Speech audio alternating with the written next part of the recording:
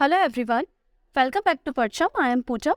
History के to the point series में आज हम बात करने वाले हैं गवर्नमेंट ऑफ इंडिया एक्ट 1919, जिसको हम मॉन्टेग्यू चेम्सफोर्ड रिफॉर्म के नाम से जानते हैं। ये 1919 में 1919 में आया था और मॉन्टेग्यू और चेम्सफोर्ड वाइसराय एंड सेक्रेटरी हैं भारत के, इसलिए उनके नाम पर ये पूरा रिफॉर्म का नाम क्या रखा गया है, मॉन्टेग्यू चेम्सफोर्ड रिफॉर्म। ठीक है। कुछ हिस्टोरियन, इतिहासकार और पॉलिटिशियन इस पूरे एक्ट को मैग्ना कार्टा भी कहते हैं। ऐसी क्या बातें इस एक्ट में कही गई वो आज हमें समझनी है, क्योंकि काफ़ी कुछ सिमिलरिटी आपको आज के हमारे पॉलिटिक्स से या फिर हमारे जो सिस्टम है, हमारी जो एग्जीक्यूटिव है, लेजिस्लेटर है, तो उससे काफ़ी सिमिलरिटी आपको देखने को मिलेगी। तो काफ़ी कुछ चीज़ें हमने इस एक्ट से भी ली हुई हैं। तो इस एक्ट को हम डिटेल में यहाँ पे कवर करेंगे, जिससे आपको सारे पॉइंट समझ में आएंगे। बट आज का वीडियो देखने से पहले अगर आप लोगों ने Lucknow pact and Morley Minto reform 1909 ये दोनों वीडियो नहीं देखे हैं, तो पहले आपको वो दोनों वीडियो देखने चाहिए। उसका रीज़न ये है कि गवर्नमेंट से हम इंडियंस मॉडरेट हो गए, एक्सट्रीमिस्ट हो गए, या फिर मुस्लिम लीग, मतलब कांग्रेस और मुस्लिम लीग लगातार ब्रिटिशर्स से डिमांड कर रही थी, और जो डिमांड 1909 में फुलफिल नहीं की गई, उन कुछ चीज़ों को यहाँ पर इंक्लूड किया गया है। मतलब ब्रिटिशर्स ने 1909 में जो डिमांड्स को नहीं माना था इंडियंस की, वो 1919 में मान लिया। इसके अलावा जो आपका लखनऊ पैक्ट या लखनऊ समझौता हुआ था, और all India Congress, Indian national Congress और मुस्लिम लीग ने जो भी पैक्ट साइन किए थे कि हम क्या क्या डिमांड चाहते हैं, हम क्या चाहते हैं ब्रिटिशर्स से, जैसे कि सेल्फ गवर्नमेंट के बारे में बात की थी, है ना, रिप्रेजेंटेशन को बढ़ाने की बात की थी, और कहा गया था कि जो सेक्रेटरी ऑफ स्टेट है, मतलब भारत का जो सचिव है, सेक्रेटरी ऑफ इंडियन स्टेट है, उसका जो सैलरी है वो ना दिया जाए भारत से। तो जो भी डिमांड उन्होंने उस लखनऊ पैक्ट में कही थी ना, वो सारे डिमांड्स को धीरे धीरे करके इस एक्ट में माना गया है, फुलफिल किया गया है। तो इसलिए आपको मार्ले मिंटो रिफॉर्म और लखनऊ पैक्ट के बारे में इंफॉर्मेशन होनी चाहिए, तब आप इस वीडियो को ज़्यादा अच्छे से समझ पाएंगे। ठीक है। अगेन मैं आपसे कहूँगी, कॉपी पेन लेकर बैठिएगा, इंपॉर्टेंट पॉइंट्स को लिखते जाइएगा, नोट डाउन कर लीजिएगा। आज की जो पीडीएफ होगी वो हमारे वेबसाइट पे अवेलेबल होगी, वेबसाइट से आप पीडीएफ को ले सकते हैं। और वीडियो पसंद आता है तो अपने फ्रेंड्स के साथ शेयर करेंगे, और पुराने सारे वीडियोस को देखने के लिए आप प्लेलिस्ट को फॉलो कर सकते हैं। सो स्टार्ट करते हैं हम आज का सेशन।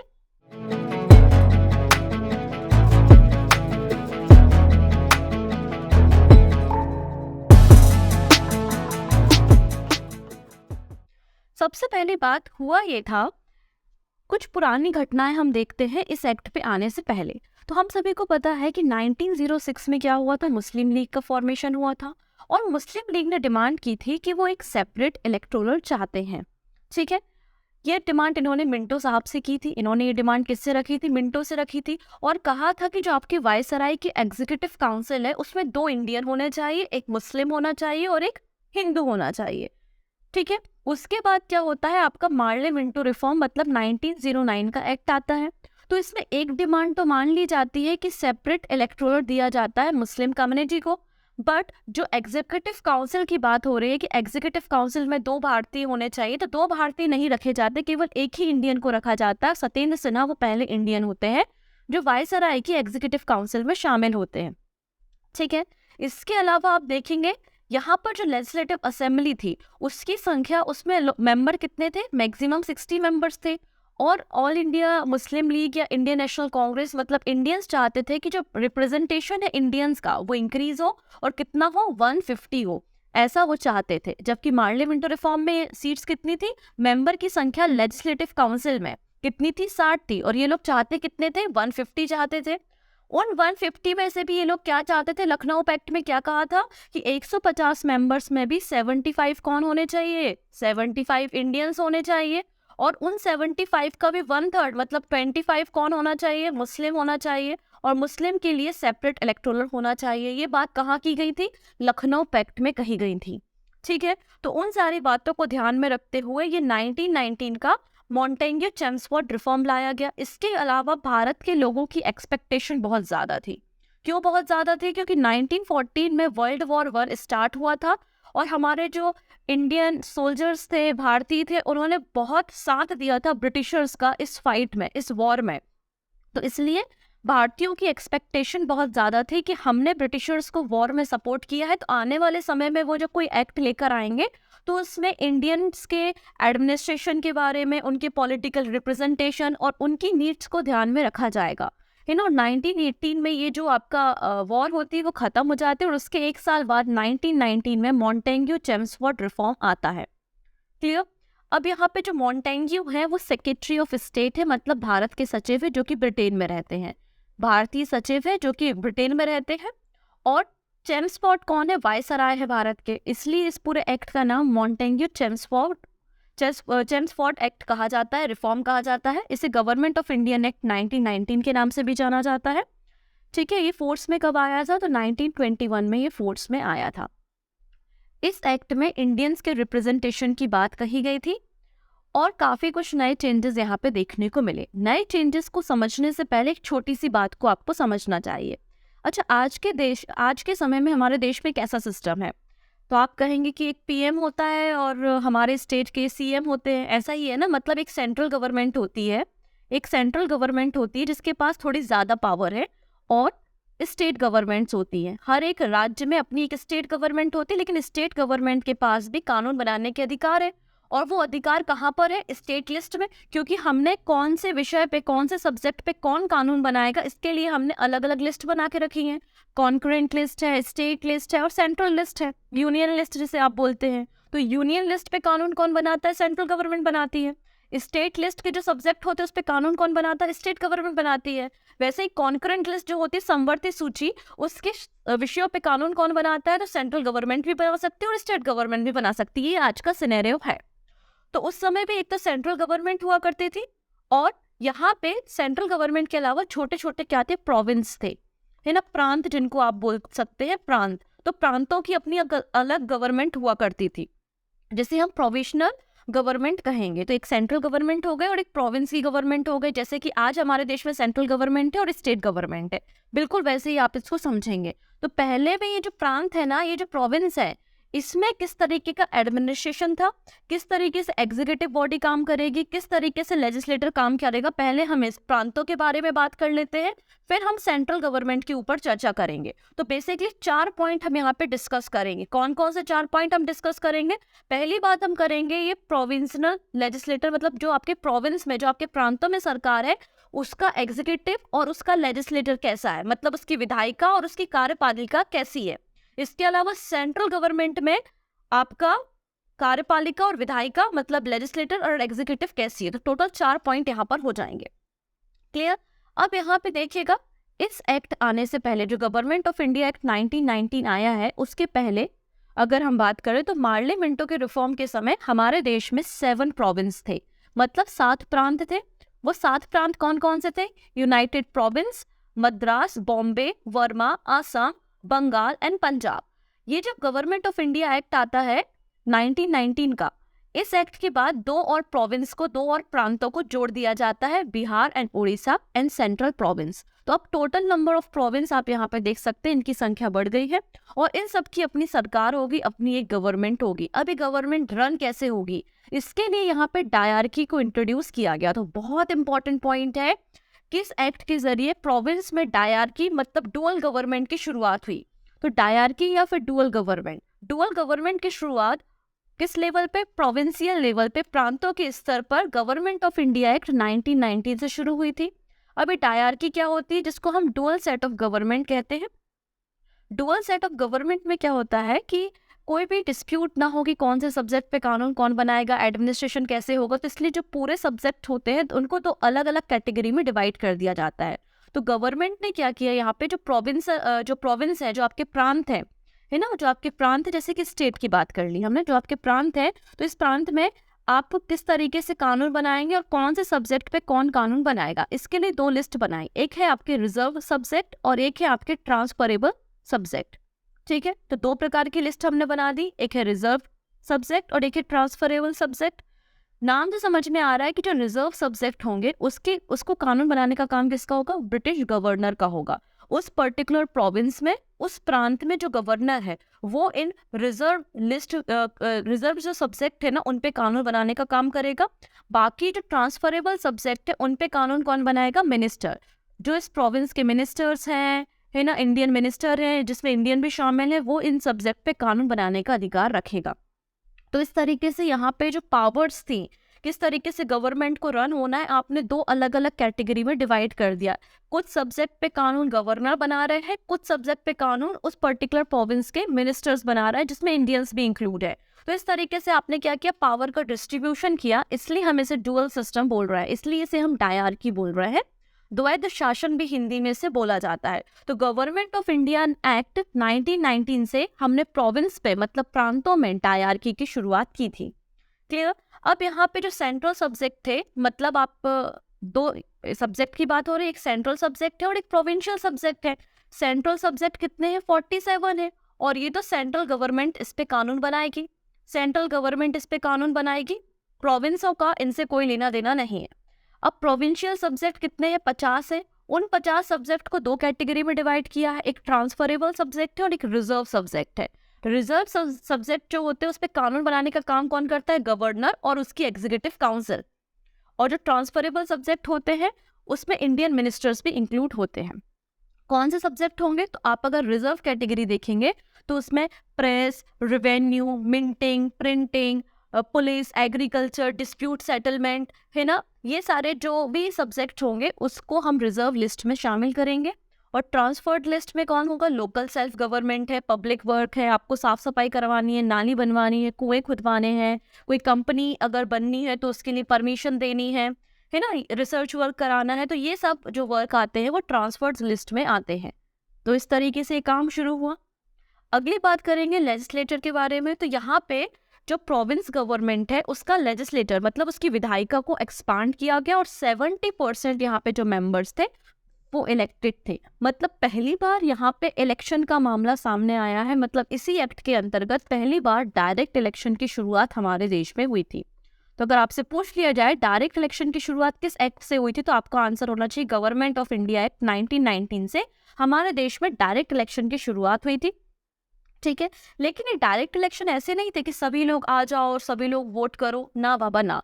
जिनके जो अमीर होते थे, सिंपल शब्दों में अगर देखें, जो पैसा वाला व्यक्ति है, जिसके पास प्रॉपर्टी है या फिर जॉब जो करता है, अच्छी खासी सैलरी है, उनको ही केवल राइट्स थे, वोटिंग राइट्स। मतलब सभी व्यक्ति यहाँ पे डायरेक्ट इलेक्शन में पार्टिसिपेट नहीं करते थे। आज का सिनेरियो क्या है, कोई भी व्यक्ति 18 साल का है, वो अमीर हो, गरीब हो या किसी भी कंडीशन में हो, सभी को वोटिंग राइट्स है। लेकिन यहाँ पे जब डायरेक्ट इलेक्शन के बारे में मैं डिस्कशन कर रही हूँ तो केवल अमीरों के बारे में बात कर रही हूँ, जिनके पास जमीन, संपत्ति, जायदाद, ठीक है, सैलरी अच्छी खासी हो, वो लोग ही यहाँ पे वोट करेंगे। ठीक है, इतनी चीजें। तो यहाँ पे जो 70% मेंबर्स थे वो कैसे थे, इलेक्टेड थे।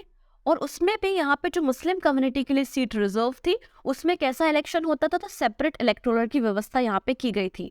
पहली बार वीमेंस को भी राइट दिए गए थे वोट डालने के। तो पहली बार इसी एक्ट में वीमेंस को भी राइट दिए गए थे कि वो जाके अपना वोट डाल सकती है। ठीक है, इतनी चीजें। लेकिन अभी भी कोई भी बिल पास कराने से पहले गवर्नर की परमिशन लेना जरूरी था और गवर्नर के पास ऑर्डिनेंस इशू करने के अधिकार भी थे। ठीक है, अगली बात करते हैं। जैसे कि लखनऊ पैक्ट में बोला गया था कि यार जो सेक्रेटरी ऑफ स्टेट है, सेक्रेटरी ऑफ स्टेट मतलब भारतीय सचिव, जो कि ब्रिटेन में बैठा हुआ है और ये आपका कैबिनेट मिनिस्टर भी है। मतलब ब्रिटेन की पार्लियामेंट का cabinet minister he secretary of state होता था। ठीक है ना, और इसको सैलरी भारत से जाती थी। तो लखनऊ पैक्ट में ये बोला गया था यार ये व्यक्ति आपके कैबिनेट का मेंबर है, ऊपर से ब्रिटेन में भी बैठा हुआ है और सैलरी भारत से जा रही है, तो इसको भारत से सैलरी देना बंद करो। तो ब्रिटिशर्स ने क्या बोला, देखो मेरी बात समझो। ब्रिटिशर्स ने कहा बच्चों ऐसा हल्ला नहीं करते हैं। ब्रिटिशर्स ने समझाया कि सेक्रेटरी ऑफ स्टेट है, भारतीय सचिव है, बिल्कुल है, ये हमारे कैबिनेट का मेंबर है, कैबिनेट मिनिस्टर है, ये बात भी सही है, ये पॉलिटिकल और एडमिनिस्ट्रेशन के रूल बनाने का काम करता है, बिल्कुल। इसके अलावा इसके पास एजेंसी वर्क है, जैसे कि आज के समय में हम एम्बेसडर बोलते हैं ना, राजदूत, तो वो वर्क भी इसके पास है, इसलिए इसको सैलरी भारत से जाती है। ठीक है, आप लोगों को बड़ी दिक्कत हो रही है, आप इसको सैलरी नहीं देना चाहते, तो हम क्या करते हैं, एक नया पोजीशन, एक नया पद हम क्रिएट करते हैं, हाई कमिश्नर फॉर इंडिया। तो यहाँ पे देखिएगा, हाई कमिश्नर फॉर इंडिया एक नया पोजीशन इंट्रोड्यूस किया गया था गवर्नमेंट ऑफ इंडिया एक्ट 1919 में। और ये जो हाई कमिश्नर ऑफ इंडिया था वो एजेंसी वर्क करता था, मतलब एज अ एम्बेसडर काम करता था। तो पहले एक दोनों काम सेक्रेटरी ऑफ स्टेट करता था, लेकिन जब भारतीयों ने ऑब्जेक्शन उठाया कि हम इसको सैलरी नहीं देंगे, भारत से सैलरी नहीं जाएगी, तो उन्होंने कहा कि ठीक है, हाई कमिश्नर फॉर इंडिया बना देते हैं, ये इंडिया के लिए काम करेगा। अब तो सैलरी भारत से दोगे ना, तो सेक्रेटरी ऑफ स्टेट को सैलरी भारत से जाना बंद हो गई थी। ये ब्रिटेन का व्यक्ति था तो ब्रिटेन से सैलरी मिलती थी, लेकिन हाई कमिश्नर फॉर इंडिया के लिए सैलरी भारत से जाना शुरू हो गई थी। बात समझ में आई? ठीक है, ये सारी चीजें यहाँ पे मेंशन की गई हैं। ओके, अगली बात करते हैं यहाँ पे principle of communal representation known as a separate electoral was the first introduce government of India act 1909। तो पहली बार 1909 में जो पार्लियामेंटो रिफॉर्म आया था उसमें हमने मुस्लिमों के लिए सेपरेट इलेक्शन की बात की थी। अब इसको यहाँ पर एक्सपांड किया गया। अब Sikh community, Christians and Anglo Indians को भी सेपरेट इलेक्शन दिए जाने लगे। तो पहले केवल मुस्लिम को दिए जाते थे, अब ये सेपरेट इलेक्टोरल की जो व्यवस्था थी, जो अरेंजमेंट था, वो सिख कम्युनिटी, क्रिश्चियन और एंग्लो इंडियंस के लिए भी कर दिया गया गवर्नमेंट ऑफ इंडिया एक्ट 1919 में। बात समझ में आ रही है इतनी चीजें? चलिए, अब पहली बार गवर्नमेंट ऑफ इंडिया एक्ट में यहाँ पे जो बजट, आज भी हमारे देश में बजट आता है, तो बजट कैसा आता है? एक सेंट्रल गवर्नमेंट का बजट होता है और सारे जो स्टेट्स होते हैं वो भी अपना अपना बजट लेकर आते हैं, होता है ना ऐसा? वैसे ही शुरुआत government of India act of 1919 से की गई थी। तो यहाँ पे जो बजट थे ना, वो प्रोविंस के लिए और सेंट्रल गवर्नमेंट का बजट अलग अलग कर दिया गया। ठीक है ना, मतलब जो प्रोविंस थे, जो प्रांत थे, उनको अधिकार दे दिया गया कि आप अपने प्रोविंस के लिए बजट तैयार कर सकते हैं। ठीक है, इतनी चीजें। ओके, नेक्स्ट बात करते हैं पब्लिक सर्विस कमीशन की स्थापना की गई। Public service commission in India, इसकी शुरुआत भी गवर्नमेंट ऑफ इंडिया एक्ट 1919 से की गई। पर फिर भी बहुत सारे जो हमारे फ्रीडम फाइटर थे या जो उस समय के पॉलिटिकल लीडर्स थे, उन्होंने इसे बहुत क्रिटिसाइज किया। जैसे कि अगर हम बात करें बाल गंगाधर तिलक जी के दौर में, क्या कहा बाल गंगाधर तिलक जी ने? कहा कि ये जो पूरा एक्ट आया है वो बहुत ही ज्यादा डिसअपॉइंटिंग है।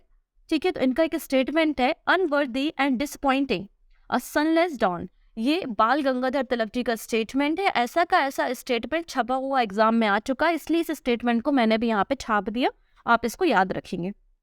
ठीक है, तो हमने यहाँ पे बात कर ली प्रोविंस में क्या व्यवस्था की गई थी। अब सेंट्रल लेवल गवर्नमेंट के ऊपर हम चर्चा करते हैं। तो सेंट्रल गवर्नमेंट ऐसे विषयों पे कानून बनाती थी, जैसे कि आज भी क्या होता है हमारे देश में, कोई ऐसा मुद्दा है जो 2 या 2 से ज्यादा राज्यों के लिए जरूरी है, या कोई ऐसा मुद्दा है जिसपे हमें कानून बनाना है जो कि नेशनल इंपॉर्टेंस का है, तो वैसे विषयों पे कानून कौन बनाता है? सेंट्रल गवर्नमेंट बनाती है। ये आज भी हमारे देश में चल रहा है। तो वैसे ही यहाँ पे जो नेशनल इंपॉर्टेंट के मुद्दे थे, या कोई ऐसा मुद्दा जो 2 या 2 से ज्यादा प्रोविंस से जुड़ा हुआ है, तो ऐसे सब्जेक्ट पे कानून कौन बनाता था? सेंट्रल गवर्नमेंट बनाती थी, जैसे कि defence, foreign affairs, civil and criminal law etcetera. ठीक है, इसके अलावा गवर्नर जनरल जो था उसको चीफ एग्जीक्यूटिव अथॉरिटी बनाया दिया गया था। ठीक है, अब यहाँ पे लंबे समय से डिमांड हो रही थी कि जो वायसराय की एग्जीक्यूटिव काउंसिल है, उसमें इंडियंस का संख्या बढ़ाया जाए। तो यहाँ पे जो पहली चीज, तो जो एग्जीक्यूटिव काउंसिल थी उसको एक्सटेंड किया गया। तो वायसराय की एग्जीक्यूटिव काउंसिल में अब 8 मेंबर थे। पहले कितने मेंबर थे? तो पहले 6 मेंबर थे। अगर आप पार्लियामेंटो रिफॉर्म याद कर पा रहे होंगे, तो पहले 6 मेंबर थे, इनको बढ़ा के संख्या 8 की गई। और इसमें इंडियंस को कितना रखा गया? 3। कितने इंडियंस रखे गए? 3। ठीक है, तो याद रखिए गवर्नमेंट ऑफ इंडिया एक्ट से जो वायसराय की एग्जीक्यूटिव काउंसिल थी उसमें 3 भारतीयों को जगह दी गई, 3 भारतीयों की यहाँ पे एंट्री की गई। अब देखिएगा आज हमारे देश में क्या है, अगर हम पार्लियामेंट पे पहुंचते हैं तो आपको एक लोकसभा मिलती है और एक राज्यसभा मिलती है, एक अपर हाउस मिलता है और एक लोअर हाउस मिलता है, होता है ना ऐसा कार्यक्रम। वैसे ही यहाँ पर भी पहली बार गवर्नमेंट ऑफ इंडिया एक्ट 1919 से बाय कैमरल लेजिस्लेशन की शुरुआत होती है। बाय कैमरल मतलब 2 अलग अलग यहाँ पर जैसे कि लोकसभा और राज्यसभा होते थे, तो अलग अलग हाउसेज होंगे। ठीक है, एक का नाम है काउंसिल ऑफ स्टेट, जिसको अपर हाउस कहते हैं, जिसमें सीट कितनी होंगी? 60 मेंबर होंगे इसमें। और एक होगी लेजिस्लेटिव असेंबली, जिसको आप लोअर हाउस कहेंगे, और इसमें कितने मेंबर होंगे? 145 मेंबर्स होंगे। क्लियर? तो पहली बार यहाँ पे बाय कैमरल लेजिस्लेशन की बात की गई। काउंसिल ऑफ स्टेट को अपर हाउस कहा गया, जिसमें 60 मेंबर्स होंगे। लेजिस्लेटिव असेंबली को लोअर हाउस कहा गया, जिसमें 145 मेंबर्स होंगे। और मैक्सिमम मेंबर्स जो होंगे वो डायरेक्ट इलेक्टेड होंगे। डायरेक्ट इलेक्शन को यहाँ पर इंट्रोड्यूस किया गया। ठीक है, अब देखते हैं यहाँ पे, तो आपका जो लेजिस्लेटिव काउंसिल है, मतलब आपकी यहाँ पे जो लेजिस्लेटिव असेंबली है, जिसमें 145 मेंबर है, जो आपका लोअर हाउस है, उसमें क्या क्या होगा? तो उसमें देखिएगा साफ साफ कहा गया कि यहाँ पे 145 में से आधे व्यक्ति इलेक्टेड होंगे और कुछ व्यक्ति नॉमिनेटेड होंगे। तो नॉमिनेटेड व्यक्ति कितने होंगे? 41 व्यक्ति जो होंगे, 41% नॉमिनेटेड होंगे। और नॉमिनेट करने का अधिकार किसको था? गवर्नर जनरल को था। तो गवर्नर जनरल 41 व्यक्तियों को नॉमिनेट करेंगे और वो 41 जो पर्सन नॉमिनेट किए जाएंगे वो ऑफिशियल भी हो सकते हैं और नॉन ऑफिशियल भी। ऑफिशियल 26 और नॉन ऑफिशियल 15। ऑफिशियल मतलब क्या, ऐसे व्यक्ति जो कि ब्रिटिश गवर्नमेंट पे किसी नौकरी कर रहे हो, आर्मी में हो, पुलिस में हो, वो ऑफिशियल पर्सन कहलाते हैं।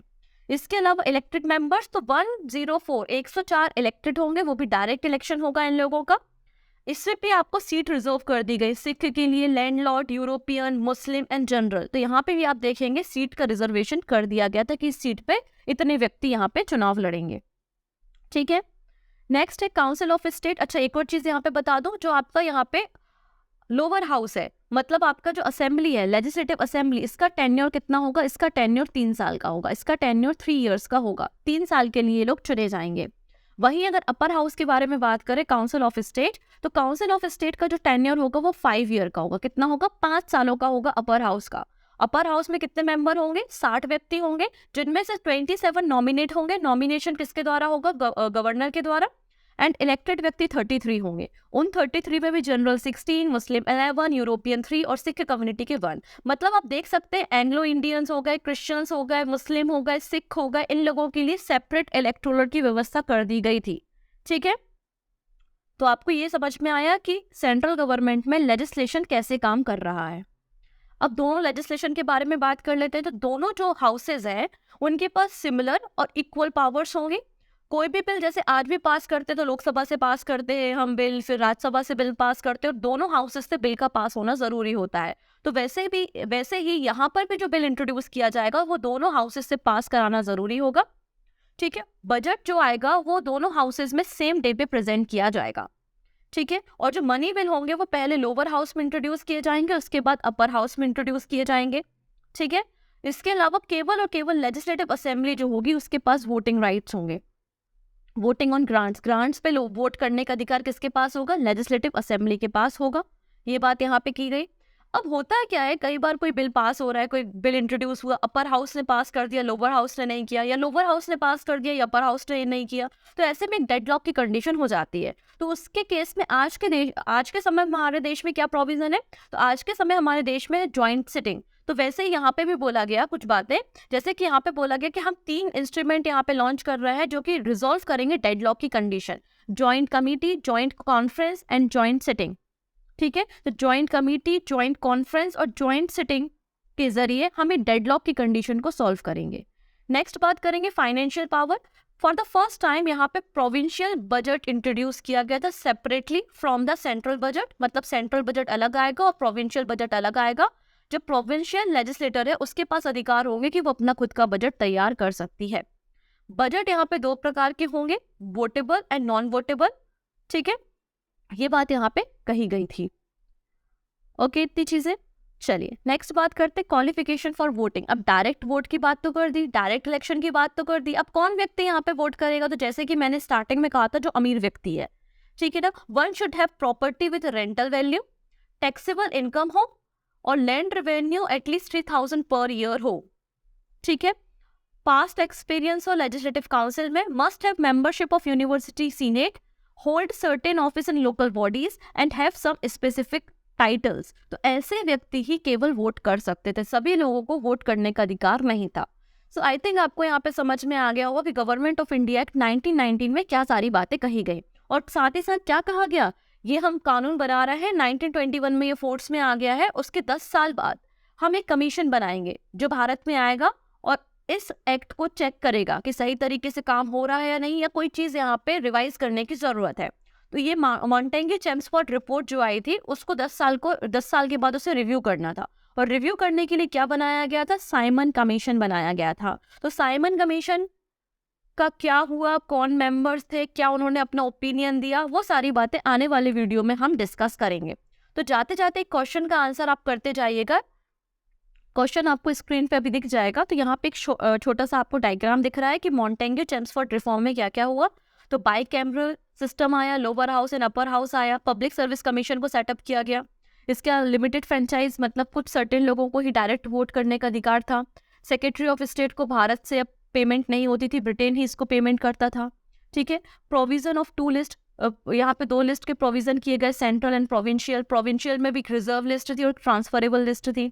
ठीक है ना। यहाँ पे जो आपका असेंबली थी, लेजिस्लेटिव असेंबली, उसका टेन्योर 3 साल का था, जबकि काउंसिल ऑफ स्टेट का जो टेन्योर था वो 5 साल का था। ठीक है, पहली बार यहाँ पे प्रोविंस के लिए सेपरेट बजट के इंट्रोड्यूस करने की बात हुई। तो ये सारी बातें हमने डिस्कस की, वो इस डायग्राम में आपको मिल रही है। पीडीएफ आप डाउनलोड कर लीजिएगा हमारी वेबसाइट से। तो क्वेश्चन ये है कि ये मॉन्टेग्यू चेम्सफोर्ड रिफॉर्म के बारे में कौन से स्टेटमेंट यहाँ पे सही है। 4 स्टेटमेंट दिख रहे हैं और 4 ऑप्शन दिख रहे हैं, आपको बताना है कौन से सही है। आप आराम से इसको पढ़ लीजिए और आपका जो भी आंसर होता है वो आप हमें कमेंट करके बताइएगा और बताइएगा सेशन कैसा लगा। सो मिलते हैं हम नेक्स्ट वीडियो में, वहाँ और कुछ नए टॉपिक हम टू द पॉइंट डिस्कस करेंगे। So take care and bye bye.